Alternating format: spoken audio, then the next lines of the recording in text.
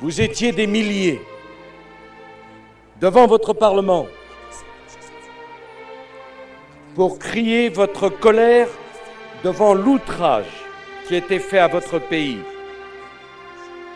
et exprimer votre détermination à sauver votre indépendance.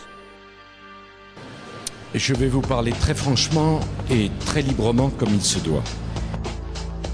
Les choses vont de mal en pis. Vous n'y êtes pour rien, mais c'est une réalité. C'est pas bon signe. Nous avons hérité un monde achevé. Un monde dont Magellan pouvait faire le tour.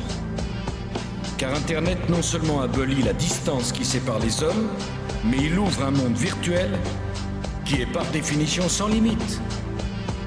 Un monde où chacun peut entrer en contact avec l'autre. Un monde où chacun peut construire son propre territoire, sa propre communauté. Vous avez changé la relation aux choses et aux objets par le seul phénomène de la dématérialisation. Vous avez changé la notion même de connaissance en offrant à chacun la possibilité d'accéder à tout le savoir. Non seulement d'y accéder, mais d'y contribuer. Le rêve d'une bibliothèque universelle qui recueillerait tous les savoirs du monde, ce rêve vieux comme l'Antiquité, c'est aujourd'hui une réalité pour des millions d'internautes.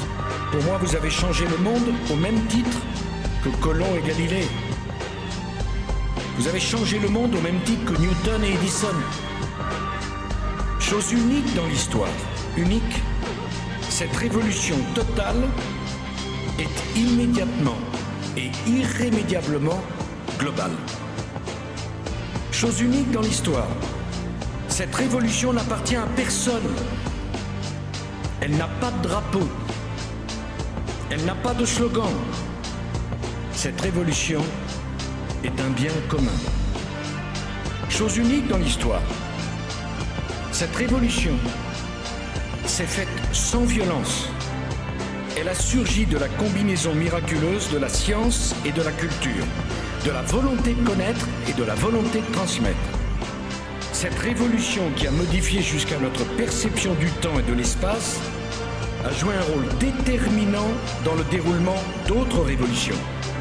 En Tunisie, en Égypte, de simples individus ont pu faire vaciller un pouvoir qui s'était totalement déconsidéré en construisant des barricades virtuelles et des rassemblements bien réels.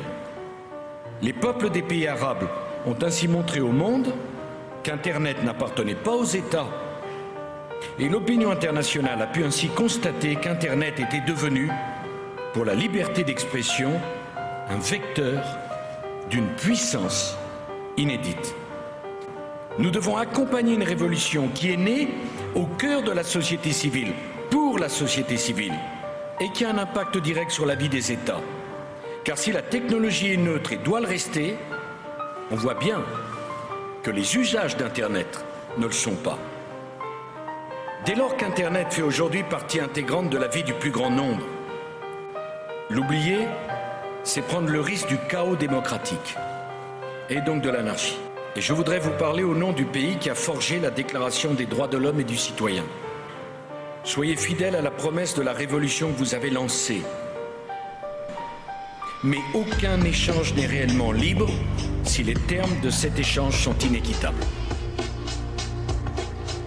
Ne laissez pas construire de nouvelles barrières là où vous avez fait tomber les vieux murs de l'ancien monde. Ne laissez pas s'installer de nouveaux monopoles là où vous avez renversé des situations acquises qui paraissaient inébranlables. En donnant à chaque individu, où qu'il soit et d'où qu'il parle, la possibilité d'être entendu par tous et en tout lieu, vous avez donné à chaque citoyen du monde un droit d'expression qui n'a jamais connu d'équivalent dans l'histoire. N'oubliez pas que derrière l'internaute anonyme, il y a un citoyen bien réel qui évolue dans une société, une culture, une nation organisée à laquelle il appartient. Vous avez permis à chacun, par la seule magie du web, d'accéder d'un simple clic à toutes les richesses culturelles du monde. Ils perdent leur autonomie et ils seront contraints de mettre leur liberté en gage. Je veux simplement dire notre attachement à des principes universels, ceux que proclame aussi bien la Constitution américaine que la Déclaration des droits de l'homme. Chacun de vous, chacun de nous peut donc comprendre pour qu'une voie équilibrée puisse un jour être trouvée entre vos intérêts, ceux des internautes qui vous plébiscitent chaque jour, et ceux des citoyens et des contribuables de chaque nation qui ont aussi des droits. Moi, je pense que le pire risque, c'est celui de ne pas en prendre. Et moi, je pense qu'on ne prend jamais de risque quand on en appelle à l'intelligence des gens.